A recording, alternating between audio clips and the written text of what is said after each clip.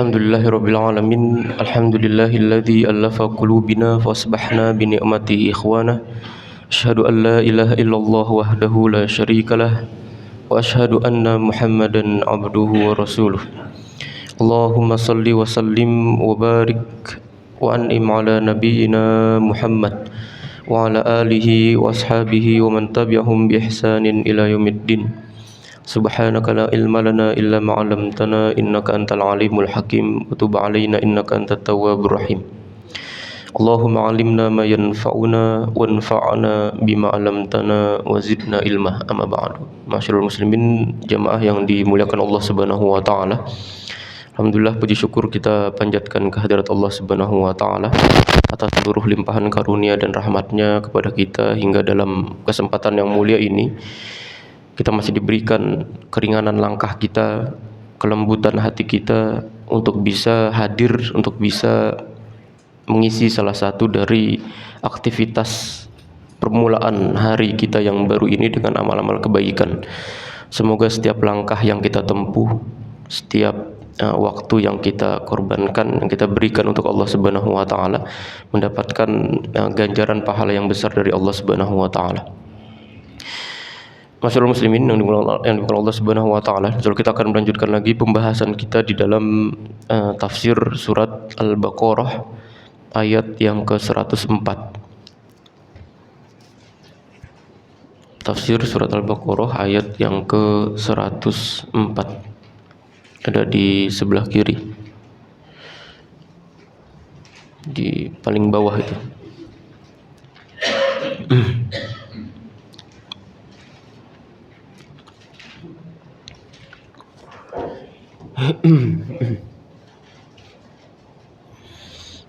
Tafsir surat Al-Baqarah ayat yang ke-104.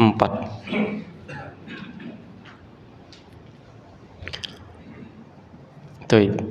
A'udzu billahi minasy syaithanir rajim.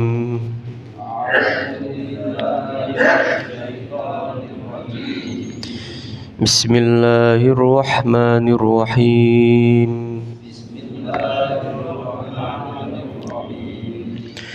Ya ayyuhalladzina amanu la taqulu ra'ina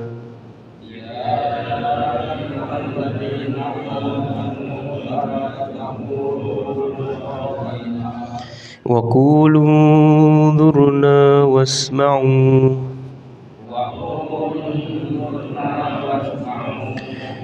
walil kafirin adzabun alim.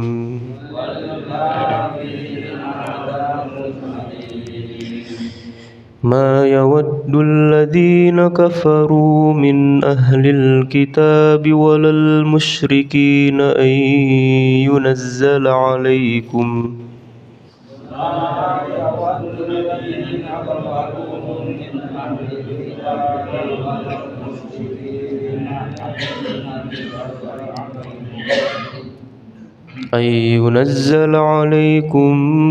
min khairin min rabbikum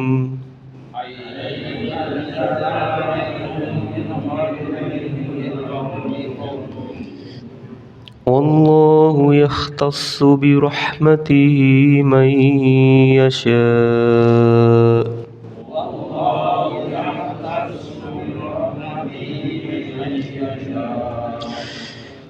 Wallahu dzul fadlil 'adzim.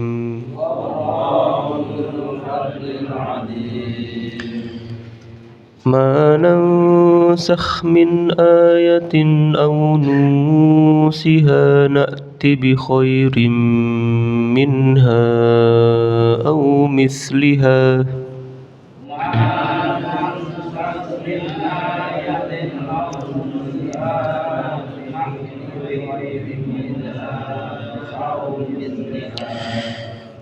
Alam ta'lam anna Allah ala kulli syai'in qadir.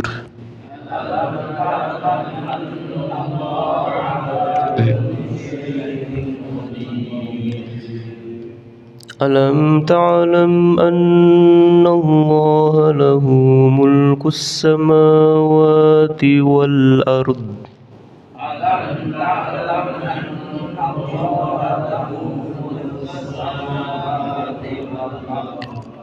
وما لكم من دون الله من ولي ولا نصير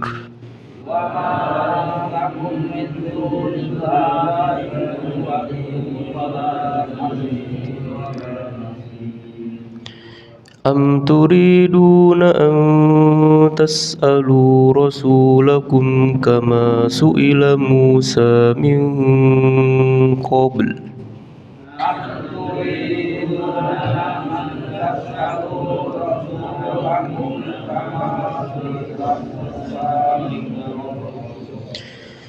ومن يتبدل الكفر بالإيمان فقد ضل سواء السبيل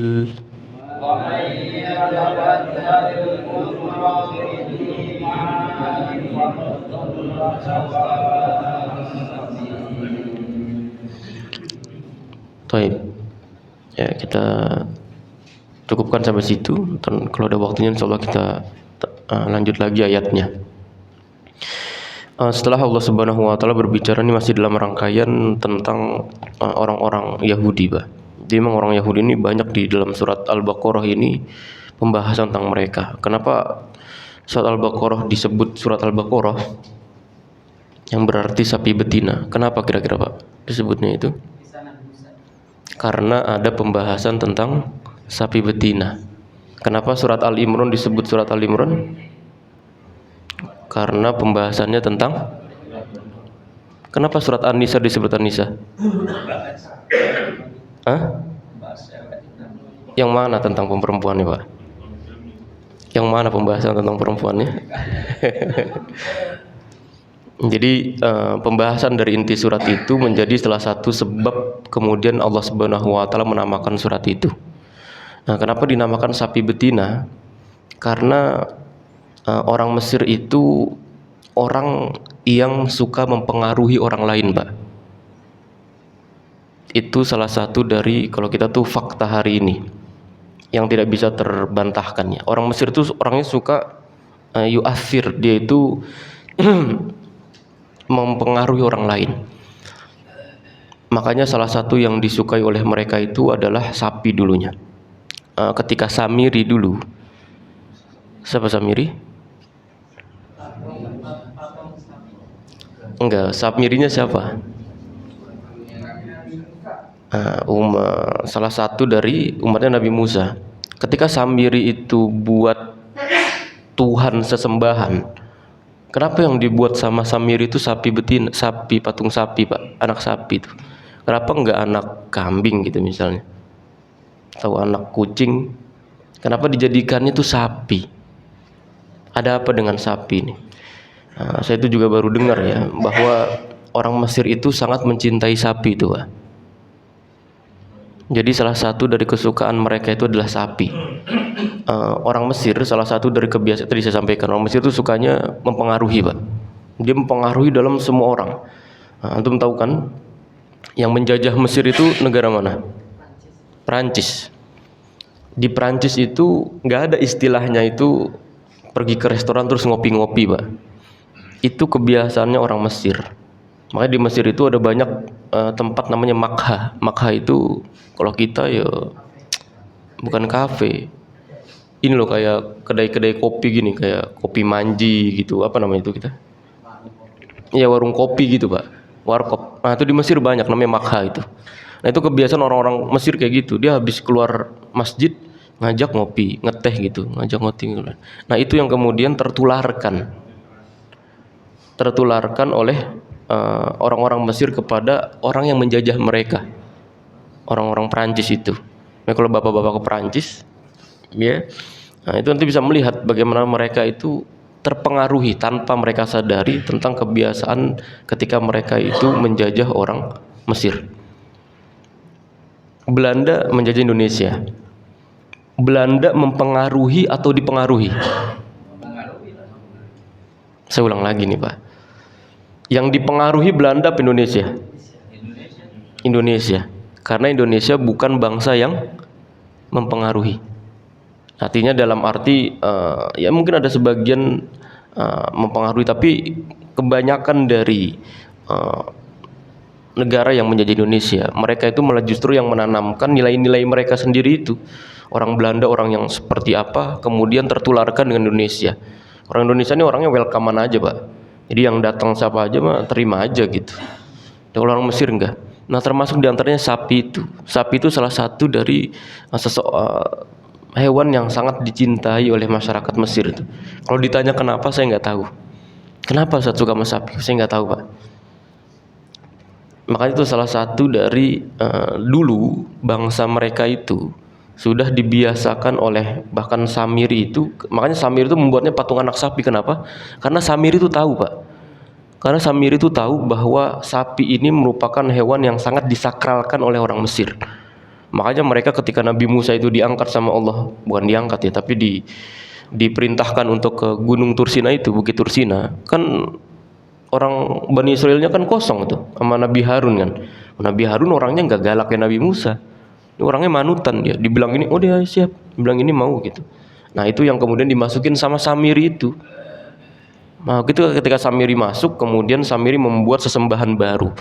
Dibuatkan patung dari asawir min dahab, dari perhiasan-perhiasan emas. Kemudian itu banyak Pak pembahasan tentang Samiri itu, banyak yang dalam Al-Quran Allah menyebutnya cuma 3 kali doang itu, di dalam surat Toha dan di dalam surat Toha ya, kebanyakan dalam surat Toha semua itu berbicara tentang Samiri. Jadi artinya Samiri itu ngerti bahwa orang Mesir ini salah satu dari yang mereka sakralkan itu adalah sapi, maka dibuatkan patung anak sapi buat mereka sembah ya.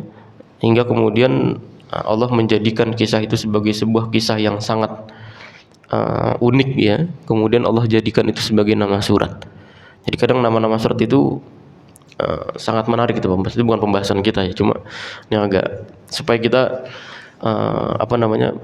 paham ketika kita melewati setiap surat atau kita melewati lagi tilawah itu, kita melewati setiap surat yang berbeda itu, Allah memberikan namanya itu berbeda-beda Pak. Dari 14 surat itu, kalau misalnya Bapak lihat, yang Allah berikan nama keluarga itu ada berapa? Yang nama suratnya itu nama keluarga ada berapa kali? Ada berapa? Nih saya ulang lagi Pak. Nih kita belajar Al-Quran nih sekalian mampir-mampir dikit lah. Di dalam 114 surat, dari surat Al-Fatihah sampai surat An-Nas itu, yang nama depannya itu ada nama keluarga berapa kali? Nah gampang tuh melihat Al-Quran itu loh. Ada berapa kali? Ada yang 3, 1, 2. Yang ada sebutan kalimat keluarganya ada berapa kali? Ada 1. Kan gampang, antum kan lihat Al-Quran tuh Pak, pegang Al-Quran, tinggal dibuka Al-Quran itu. Antum melihat dari surat Al-Fatihah sampai surat An-Nas itu, yang Allah sebut nama keluarga itu cuma 1. Namanya surat Al-Imran. Al itu bukan Al-Alif Lam Mim, itu bukan alif lam ya, tapi maksudnya al di situ, alun itu artinya keluarga. Kenapa Allah menjadikan nama itu sebagai nama surat? Keluarga Imran, keluarga banyak kan Pak. Keluarganya Ibrahim, betul gak? Keluarganya Muhammad, ini lebih mulia lagi. Keluarganya banyak nama-nama Nabi itu. Tapi kenapa yang dijadikan nama surat itu keluarganya Imran? Dari 114 kita pernah mentadabburi itu gak? Kenapa ya kok keluarganya Imran? Nah, ketika Allah Subhanahu wa taala berfirman, ini sekalian aja mimpir ya. Allah Subhanahu wa taala berfirman, "Innallaha astafa Adam wa Nuhan wa ala Ibrahimah wa ala Imranah 'alal alamin." Sungguhnya Allah Subhanahu wa taala itu memilih, istofa. Istofa itu memilih. Makanya nabi kita itu disebutnya sebagai Mustafa itu artinya orang yang terpilih gitu Pak. Innallaha astafa, sungguhnya Allah itu memilih Adam, Nabi Adam, wa Nuh, Nabi Nuh, wa ala Ibrahim, keluarganya, wa ala Imran, dan keluarganya, alal alamin, atas seluruh alam. Jadi ada 4 nama nih Pak. Yang pertama Nuh, yang pertama Adam, Nuh, keluarga Ibrahim, sama keluarga Imran. Yang disebut keluarga ada berapa? Ada 2. Kenapa Nabi Adam sama Nabi Nuh nggak disebut keluarganya?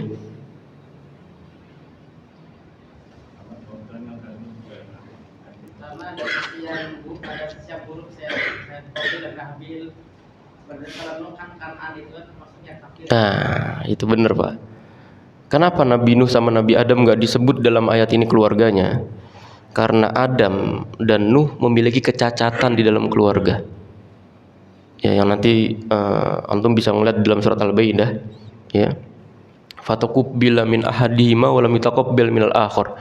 Ketika Allah Subhanahu wa taala itu menerima salah satu dari kurbannya salah satu anaknya Nabi Adam, sedekahnya Nabi Adam, kemudian meninggalkan yang lain. Mereka itu saling bunuh-bunuhan. Nabi Nuh yuk kita paham. Ya, di mana salah satu dari anaknya ini tidak mau ngikut atau bahkan kafir dia. Maka Nabi Nuh mengatakan wala takun ma'al kafirin, irkam ma'ana, antum naik sini, naik ke atas kapal, wala takun ma'al kafirin, jangan kamu bersama dengan orang kafir. Nabi Adam, Nabi Nuh, maka cuma disebut namanya doang, Mbak. Keluarganya nggak disebut. Nah, sisa yang kedua nih, keluarga Nabi Ibrahim sama keluarga Imran. Kenapa disebutnya keluarga Ibrahim disebut? Oh, keluarga Ibrahim kita nggak usah nanya lagi lah. Itu bahkan keluarganya itu kita sebut setiap kali kita tasyahud akhir, tasyahud awal malah kita baca. Betul gak?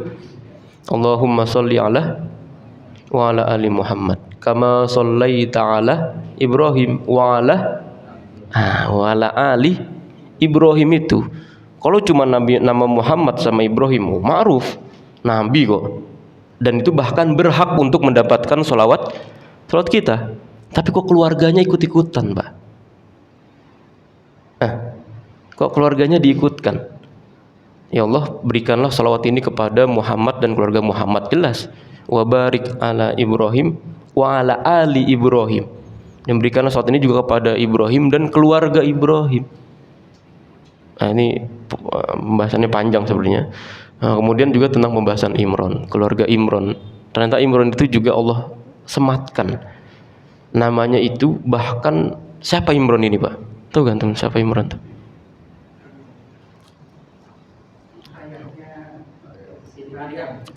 Iya Pak, mayanya Siti Maryam, betul ya. Tapi kalau nanti bapak-bapak buka ini, kita lagi ngaji surat Al-Imran atau Al-Baqarah nih kita nih. Gak apa-apa, semampiran ya. Surat Al-Baqarah, surat Al-Imran itu kalau nanti bapak baca, itu pembahasan Imran itu nggak ada Pak. Nggak disebutin Bapak Imran itu, cuman sekali dua kali doang. Sisanya itu nyebutin tentang istrinya Imran. Istrinya Imran lagi, istrinya Imran lagi, istrinya Imran lagi, melahirkan anak namanya Maryam. Nah, dari Maryam itu lahir seorang putra namanya Nabi Isa. Jadi kalau dibuat grafik, itu grafik keluarga itu naik tuh Pak. Dari mulai bapak, anak, ke cucu.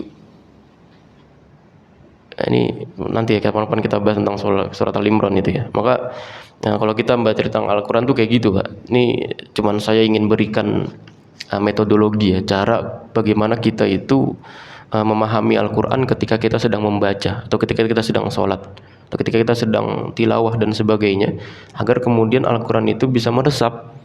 Makanya Allah Subhanahu wa taala itu memberikan akal kepada kita, untuk dari akal itu bisa menghasilkan masuk ke dalam hati kita itu keimanan ketika kita mempelajari dan membaca Al-Quran. Jadi Al-Quran ini bukan hanya sekedar objek bacaan yang dia dibaca tapi tanpa memberikan efek apa-apa. Tapi dari Al-Quran ini kita bisa paham bahwa setiap kali kita baca Al-Quran, di situ Allah Subhanahu wa taala memberikan petunjuk, yang dari petunjuk itu bisa kita terapkan dalam kehidupan. Maka kalau ada yang bilang Al-Quran ini hari ini sudah nggak relevan lagi, nah itu sudah salah berarti orang itu. Kenapa? Karena Al-Quran ini Allah desain, Allah ciptakan untuk menjadi umat sepanjang akhir zaman. Jadi dari zaman Nabi sampai nanti hari kiamat, karena sudah tidak ada lagi Nabi dan tidak ada lagi kitab suci, maka Al-Quran ini yang menjadi pedoman dan panduan sampai nanti akhir zaman. Dan kalau keyakinan kita ini lurus ya, keyakinan kita ini otaknya ini benar dia, pasti bakal yakin bahwa Al-Quran ini selalu relevan dimanapun zaman ketika dia itu terlewati dengan Al-Quran. Ya hari ini aja yang zamannya udah edan ya, dia berani-beraninya bilang Al-Quran udah nggak relevan lagi. Al-Quran udah melewati atau bahkan memandu umat muslim itu sekian ratus tahun untuk mencapai puncak kebesarannya. Tapi masyaallah muslimin yang Allah Subhanahu wa taala, ini baru kita kembali ya, tadi mukaddimahnya kepanjangan Pak, mohon maaf Pak ya. Allah Subhanahu wa taala menyampaikan, ya ayyuhalladzina amanu la taqulu ra'ina, wahai orang-orang yang beriman, jangan kamu mengatakan ra'ina, wa qulu undurna wasma'u, tapi katakanlah undurna wasma'u, dan dengarlah. Walil kafirina adzabun alim, dan untuk orang-orang kafir itu azab yang pedih. Nah, di sini Allah Subhanahu wa taala itu melarang orang-orang beriman itu untuk menyerupai orang-orang kafir. Ya, dalam hal apa? Dalam hal apapun, baik dari ucapan, perbuatan, ya, perilaku, penampilan, semuanya itu kita dilarang sama Allah Subhanahu wa taala untuk menyerupai orang-orang kafir. Nanti saya sebutkan Pak. Saya jelaskan kenapa kok kita dilarang sama Allah untuk menyerupai. Menyerupai itu sama gak? Kan nggak semua yang serupa itu sama Pak, betul ya? Serupa itu mendekati. Jadi kadang nggak mesti harus sama persis. Misalnya cara berjalannya, cara ngomongnya, cara berperilakunya, tapi yang itu mendekati kebiasaan dari orang-orang kafir, maka itu termasuk dari menyerupai. Namanya nyerupa Pak, serupa. Kan ada istilah serupa tapi tidak sama. Serupa yuk mirip, serupa. Makanya kita dilarang itu untuk sampai seperti itu, bertasyabuhnya itu kayak gitu.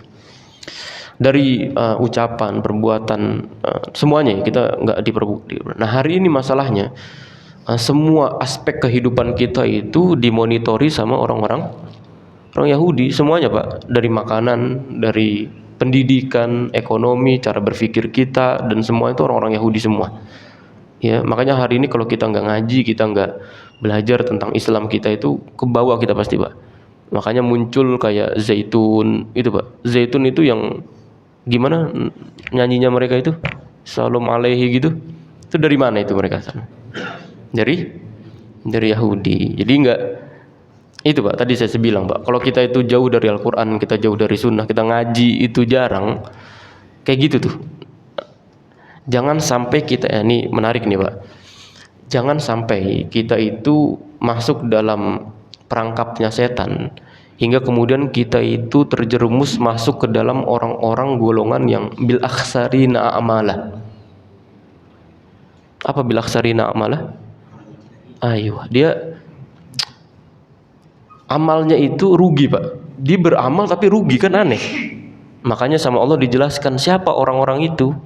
Siapa mereka? Alladzina dhalla sa'yuhum fil hayatid dunya wa hum yahsabuna annahum yuhsinuna sun'ah. Siapa orang-orang yang merugi ini? Mereka itu yang dhalla sa'yuhum fil hayatid dunya. Mereka itu sebenarnya tersesat, Pak. Jalannya itu. Mereka nyangkanya ke kanan ini jalan menuju kebenaran. Mereka jalan. Oh ternyata itu malah justru ke dalam lubang kehancuran. Karena mereka itu enggak paham ya. Alladzina dhalla sa'yuhum fil hayatid dunya. Ini yang menarik terakhirnya itu, wahum yahsabuna. Mereka itu menduga, mengira, menyangka annahum yuhsinuna sun'ah, bahwa mereka itu sedang melakukan sebuah kebaikan. Ya. Jadi sama setan itu dihias kayak gitu Pak, bahwa amal kita, kita melakukan ini baik ini menurut sunnah. Iya, kita ngelakuin ini menurut mazhab ini, mazhab Soeharto gitu ya. Bener ini menurut pandangan dia. Makanya tadi Allah tuh menutupnya itu dengan itu, Pak. Bukan hanya sekedar tersesat. Kalau tersesat itu kalau kita dikasih tahu jalan, yang benar ini Pak, oh kita ngikut lagi jalan karena kita cuma tersesat. Tapi yang menjadi masalah itu yahsabuna annahum yuhsinun. Masalahnya itu dia tuh nyangka bahwa jalan dia ini yang paling benar gitu loh. Ketika enggak kok, ini yang benar gitu. Oh ente tersesat kok, ente salah kok. Enggak, ini yang benar. Nah, itu Pak. Nah, kalimat ini kita kemana-mana sih jadi agak soal Kahfi itu gitu menariknya tuh. Allah ketika menjelaskan tentang ayat ini itu menjelaskan ketika orang-orang itu menyangka bahwa apa yang dia lakukan itu berada di dalam kebenaran. Ternyata enggak bener dong. Orang lain ngeliat ente tersesat Pak. Itu sesat, enggak boleh, salah, dosa besar. Ini kayak gini dan sebagainya. Enggak, ini benar. Makanya Nabi SAW itu pernah bersabda ya. Ini hadis yang ngeri banget ini buat orang-orang berilmu itu. Ketika orang-orang kayak siapa Syekh Zaitun itu namanya? Panji Gumilang. Itu kan dielulukan sama masyarakat, Pak. Sama orang sekitar Zaitun itu. Mereka mengelulukan namanya orang syekh, terus dianggapnya sebagai ahli ilmu, ulama dan sebagainya. Nabi SAW itu pernah bersabda ya, yang di Sahih, Nabi mengatakan manisdada ilman walam yazdad hudan walam yazdad minallahi illa bu'dan. Barang siapa yang ilmunya itu bertambah. Jadi ilmu itu banyak Pak, gelarnya itu udah berentet itu, S1, S2, S3, doktor, profesor, guru besar tuh udah berentet semua itu, gelarnya panjang dia. Walam yazdad hudan, tapi masalahnya ilmu yang dia miliki itu tidak menambah petunjuk, tidak memberikan kepada orang itu petunjuk. Ada gak? Orang ilmunya banyak Pak. Tadi saya bilang ya, profesor tinggi dia, secara gelar akademik tuh udah nggak usah ditanya lagi, udah berentet, nyelesain apalagi jurusan dari luar negeri dan sebagainya. Tapi masalahnya ilmu dia itu walam yazdad hudan, ilmunya itu tidak bisa melahirkan sebuah petunjuk. Maka apa kata Nabi SAW? Walam yazdad minallahi illa bu'dan. Maka dia tidak akan pernah, dia justru dengan ilmunya itu bukan mendekat ke Allah, tapi malah justru menjauh. Kan aneh Pak. Kita belajar ilmu apapun ya. Saya nggak bilang ilmu agama, ilmu apapun Pak. Antum mau belajar matematika, fisika, ilmu olahraga bahkan, atau ilmu psikolog, ilmu apapun umum ya. Nggak mesti harus ilmu agama, tafsir, nggak mesti, ilmu apapun. Itu harus mengerucutnya itu mendekatkan kita sama Allah Pak. Paham ya? Ilmu apapun kita itu harus mengerucutkan kita, mendekatkan, menaikkan kita tuh harus bertemu sama Allah. Artinya membuat kita itu semakin dekat sama Allah. Kalau dari ilmu yang kita pelajari itu membuat kita jauh sama Allah, itu pasti ada yang salah itu. Entah kita yang salah belajarnya atau ilmunya yang salah kita pelajari. Karena sifat dari ilmu itu mendekatkan kita itu sama Allah. Ilmu apapun tadi saya sampaikan. Kalau ilmu agama ya apalagi harus mesti mendekatkan Allah. Kalau ilmu agama ini justru menjauhkan dia dari Allah, hati-hati. Nabi juga bersabda, kata Nabi menyampaikan, inna asyaddan nasi adzaban yaumal qiyamah. Orang yang pada hari kiamat nanti azabnya itu paling pedih Pak. Azabnya itu paling pedih. Siapa mereka? Alimun lam yanfa'hullahu bi ilmi. Orang yang punya ilmu tapi sama Allah tuh ilmunya enggak Allah kasih manfaat Pak. Ini ya ngeri nih saya Pak juga. Nyangkanya saya punya ilmu gitu padahal enggak ya. Alim itu orang yang memiliki ilmu tapi ilmunya ini enggak bermanfaat. Maka ketika Nabi SAW itu diisrokan, Isra Mi'raj itu Pak. Ini dalam satu hadis yang diriwayatkan Imam Ibnu Majah ini. Nabi itu kan melihat di antara yang diisrokan itu ada orang yang bibirnya itu digunting dari gunting api, ya, dari gunting api. Kemudian kata Nabi SAW, man antum? Antum tuh siapa? Kata mereka itu, kami adalah orang yang menyuruh kepada kebaikan, tapi kita tidak melakukan, dan kita melarang untuk melakukan keburukan, tapi kita melakukan. Paham nggak Pak? Jelas ya? Kita nyuruh antum nggak boleh mencuri, nggak boleh dolim, nggak boleh curang, nggak boleh korupsi, tapi kita korupsi. Ya, antum sholat berjamaah itu pahalanya tuh ini. Antum ngajarin anak ngaji ini. Antum bekerja ini. Tapi kita nggak ngelakuin, Pak. Itu tuh yang kata Allah, kabura maqtan indallahi antaqulu ma la taf'alun. Jadi itu dia yang sama Allah tuh ngeri itu Pak. Makanya kita tidak diperkenankan untuk ngikutin orang-orang Yahudi dalam segi semua aspek ya, pendidikan juga, cara ngatur keluarga, cara mencari rezeki, cara semuanya ya. Masya Allah, semoga Allah Subhanahu Wa Taala memberikan ilmu yang bermanfaat ya buat kita ya. Makanya saya sampaikan bahwa Nabi itu untuk ilmu itu Pak, doanya itu 2 kali dia. Karena khusus buat ilmu itu Nabi juga berlindung dari ilmu yang tidak bermanfaat. Karena ada ilmu-ilmu yang dia itu ternyata ketika kita mempelajari itu nggak bermanfaat gitu. Kita pelajarin udah lama, bertahun-tahun, bayar juga, tapi justru ilmunya itu nggak bermanfaat. Ini indikatornya banyak gitu, faktornya banyak. Baik.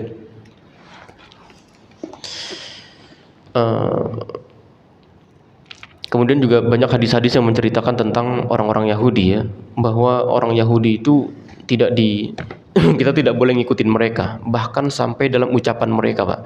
Makanya kita kalau ketemu sama orang kafir itu nggak boleh tadi ya mengatakan assalamualaikum dibalasnya dengan waalaikumsalam tuh enggak. Karena assalamualaikum itu sebuah ucapan doa Pak. Kita tuh bukan melemparkan ya, tapi kita mendoakan gitu. Tapi mendoakan itu sambil, kalau bahasa kasar kita dilempar, doanya itu dilempar gitu. Bukan dilempar, maksudnya kita tuh mendoakan tapi dengan sangat berupaya gitu, bahwa semoga keselamatan itu untukmu. Makanya kalau kata Nabi SAW, salah satu dari ciri orang yang pelit itu adalah orang yang tidak mau afsus salam bainakum itu.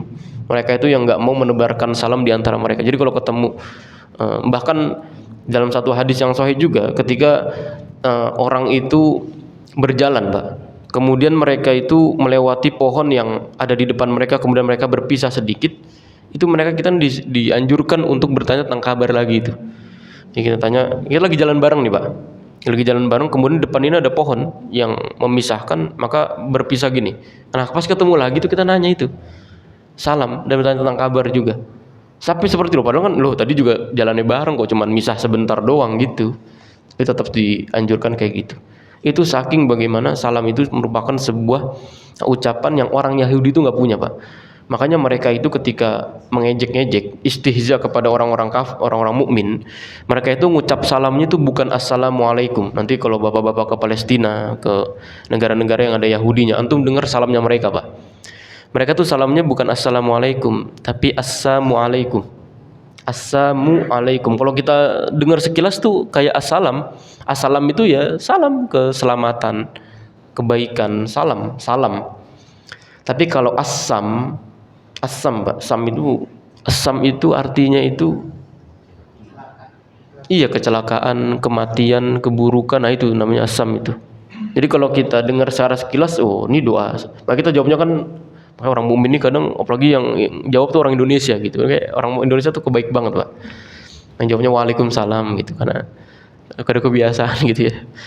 Kalau orang Jawa ini kayak mau jawab itu nggak enak kalau nggak dijawab, Ustaz, masa nggak dijawab. Padahal yang didoakan itu bukan salam, bukan keselamatan, tapi keburukan. Assalamualaikum. Jadi ngomongnya dekat, apalagi orang Arab kalau ngomong kan, assalamualaikum gitu. Makanya kalau kita tuh jangan cepet-cepet Pak kalau ngucap salam tuh Pak. Masuk rumah, pulang sekolah, anak assalamualaikum. Pernah dengar itu anak-anak kadang saking cepatnya gitu, nggak assalamualaikum gitu. Assalamualaikum maksud dibilangnya gitu ya. Nah itu merupakan sebuah keburukan dari orang-orang. Maka orang Yahudi ini ngiri Pak. Kalau mereka itu, nanti kita bahas nih sebenarnya tentang kebiasaan orang-orang mukmin ya, ketika mereka itu mendapatkan kenikmatan dari Tuhannya itu mereka ngiri itu ya. Tapi intinya Allah itu melarang orang-orang mukmin untuk menyerupai orang-orang kafir. Ya baik dalam ucapan, perbuatan, dan segala hal kehidupannya itu kita dilarang untuk mengikuti orang-orang kafir. La taqulu ra'ina wa qulu unzurna wasma'u. Maka Nah, ada sebuah hadis yang disampaikan oleh Ibnu Umar dari Imam Ahmad. Dia berkata, bahwa Rasulullah SAW itu bersabda, "Buistu baina yaday sa'ah bis-sayfi hatta yu'badallah wahdahu la syarikalah." Kata Nabi SAW, aku ini diutus menjelang hari kiamat dengan membawa pedang. Jadi Nabi itu kadang dalam satu hadis menjelaskan tentang diutusnya Nabi itu, dalam satu hadis yang lain Nabi mengatakan bahwa aku dengan hari kiamat itu kahadaini hataini, seperti dua jemariku ini, Pak. Ya, seperti jari telunjuk dan jari tengah. Jadi artinya tidak, yang ini ada banyak tafsir sebenarnya. Yang pertama menunjukkan kedekatan hari diutusnya Nabi dengan hari kiamat, kedekatan, dan yang kedua tidak adanya penghalang. Jadi artinya nggak ada lagi Nabi setelahku itu. Jadi tafsiran para ulama sebenarnya banyak tentang hadis ini, tapi artinya bahwa Nabi SAW itu menjelaskan bahwa aku dan hari kiamat itu nggak jauh gitu ya. Padahal Nabi SAW sampai zaman kita aja sudah berapa tahun, Pak? 1445 tahun. Lama gak? Lama. Loh, katanya sebentar, Ustaz. Apa Nabi bohong? Oh, astagfirullah, nggak mungkin. Makanya menurut hitungan lama dan sebentar itu menurut hitungan siapa? Kalau menurut hitungan kita, lama. 15 abad, Pak, lama 15 abad. Tapi kalau menurut hitungan Allah, sebentar. Yang saya sampaikan itu, Pak. Antum kalau lagi tidur itu, kan kalau tidur kita nggak sadar tuh. Tidur baru, kayaknya kita ngerasanya baru sebentar gitu tidur, Ustaz. Loh, kok udah kelewat subuh ini, Ustaz? Ya, biasanya antum kalau lagi tahajud malam tuh, Pak. Tahajud malam sekian belas rakaat gitu ya, salat witir, kecapean kan kadang kan. Yalah, tiduran bentar lah, niatnya nunggu azan subuh niatnya. Ternyata tiduran bentar, bangun-bangun syuruk, ya Allah. Kan ya kayaknya baru sebentar tidurnya gitu. Pernah juga dulu, Pak, kayak gitu, Pak. Jadi mengedepankan sholat tahajud daripada sholat subuh gitu maksudnya. Pas bangun ternyata kok udah siang ini gitu ya.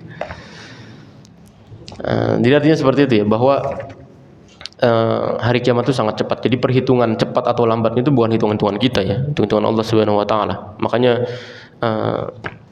hitungan di hari itu, satu hari seperti 50.000 tahun itu ya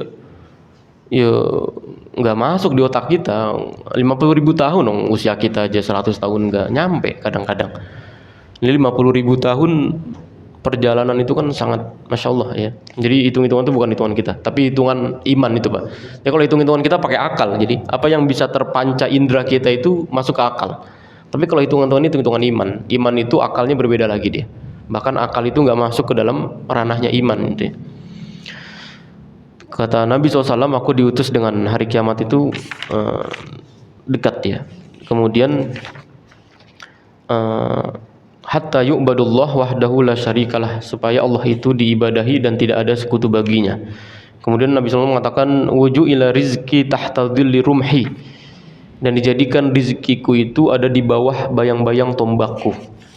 Kemudian waju'ilatidz dhillah was-sagharu ala man khalafa amri wa man tashabbaha biqaumin fahuwa minhum. Ya, dan kehinaan, kerendahan itu ditimpakan kepada orang-orang yang menyelisihi perintahku, menyelisihi sunnahku. Wa man tashabbaha biqaumin. Ini jadi hadisnya sebenarnya panjang ya. Tapi kadang kita itu motong hadisnya itu cuma sampai situ doang. Ya, barang siapa yang dia itu menyerupai suatu kaum, fahuwa minhum, maka dia itu termasuk dari golongan mereka itu. Ya. Dan dalam hadis ini larangan keras ya, sekaligus ancaman supaya tindakan menyerupai orang-orang kafir dari baik ucapan, perbuatan, pakaian, perayaan hari-hari besar itu, ibadah mereka dan hal lain. Kenapa seperti ini, Pak? Karena identitas di zaman Nabi itu sangat penting, Pak. Makanya dulu itu orang-orang Arab itu kan secara bahasa, tradisi, pakaian itu kan sama, Pak. Apa yang membedakan mereka itu? Apa yang membedakan mereka? Mereka orang Arab, bahasanya sama, pakaiannya sama, kadang ngomongnya juga sama. Apa yang membedakan mereka itu? Yang membedakan mereka itu tadi, dari bagaimana mereka itu menunjukkan tentang identitas mereka sebagai siapa. Makanya Nabi itu melarang orang yang kemudian lonceng itu ya. Yang lonceng-lonceng itu ada di dalam tempat-tempat ibadah mereka itu. Bahkan gambar-gambar dan sebagainya, itu salah satu dari kebiasaan orang-orang Yahudi, orang musyrik ya, orang kafir itu. Kebiasaan mereka itu menyimpan seperti itu, Pak. Nah, kita dilarang sama Nabi, kata kita, ya enggak. Masa kita nggak boleh melakukan itu? Ya, jadi kadang kita itu hari ini mengatakan seperti itu. Karena tadi Pak, identitas itu di zaman Nabi itu penting. Bahkan ada seorang Yahudi yang dia itu pagi harinya masuk Islam. Dia beriman. Pagi harinya masuk Islam, kemudian ngikutin ibadah ritualnya orang-orang Islam, sholat dan sebagainya. Bahkan ngikut ini, bikin strategi perang orang Yahudinya itu. Pas sore hari murtad. Pas sore hari murtad dia. Makanya sama Nabi, wah ini nggak bisa kayak gini nih. Orang enak-enak masuk Islam, keluar seenaknya gitu. Maka kemudian dibuat itu. Jangan sampai kemudian kita itu termasuk dari mantasabbah biqaumin, ya, yang dia itu menyerupai orang-orang Yahudi, karena dia itu harus jelas nih orang Muslim atau orang Yahudi, atau orang kafir atau orang munafik. Orang munafik bagian dari Islam dia. Maksudnya ada di dalam tubuhnya orang Islam gitu, bukan bagian dari Islam. Tapi ada di dalam tubuhnya orang beriman, orang munafik itu nggak kelihatan dia. Ya, baik.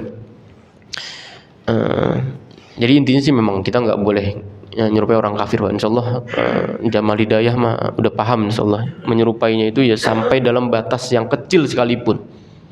Ya, berpakaian, ucapan, bahkan sesuatu yang disukai pun nggak boleh, Pak. Tapi hari ini juga kalau kayak gitu kita diblokade ya, apa istilahnya? Kita ini aja, Zat. Kita nggak usah lagi pakai barang-barang Yahudi ya, Zat.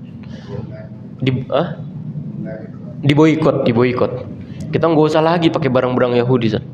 Ya, ini iya, handphone nih Yahudi nih, Zat. Itu nggak usah pakai handphone lagi, Zat. Bikinan Yahudi.